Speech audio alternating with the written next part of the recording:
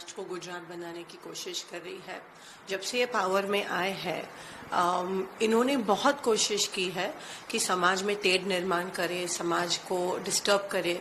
इनको जात पात धर्म के सिवाय और भड़काऊ भाषण के सिवाय दूसरा कुछ आता नहीं है और 300 साल पुराना इशू अब ला रहे हैं।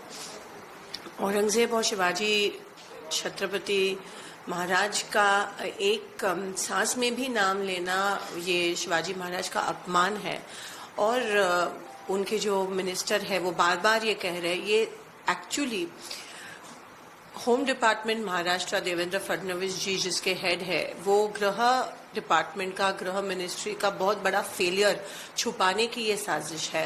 बार बार ये कोशिश करते हैं कि समाज में तेढ़ निर्माण हो, जैसे उन्होंने गुजरात में किया।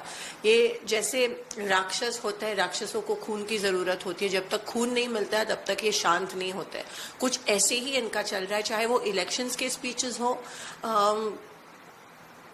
सरप्राइजिंग बात यह है कि प्राइम मिनिस्टर खुद आके दो कम्युनिटीज में टेंशन निर्माण करने के भाषण देते हैं इलेक्शंस में महाराष्ट्र में।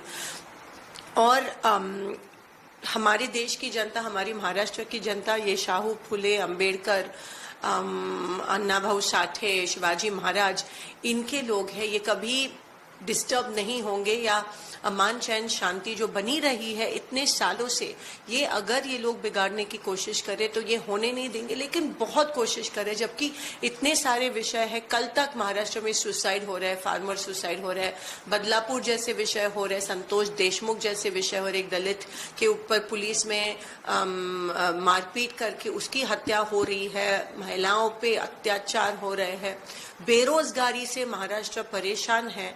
इन इश्यूज के ऊपर ये बात नहीं कर रहे हैं, लेकिन ये 300 साल पुराना नॉन इशू है, ये नॉन इशू है, ये नॉन सिग्निफिकेंट है। इसको अभी ला रहे हैं क्योंकि वो सिर्फ यही चाहते हैं कि महाराष्ट्र में वायलेंस हो, महाराष्ट्र में राइट्स हो।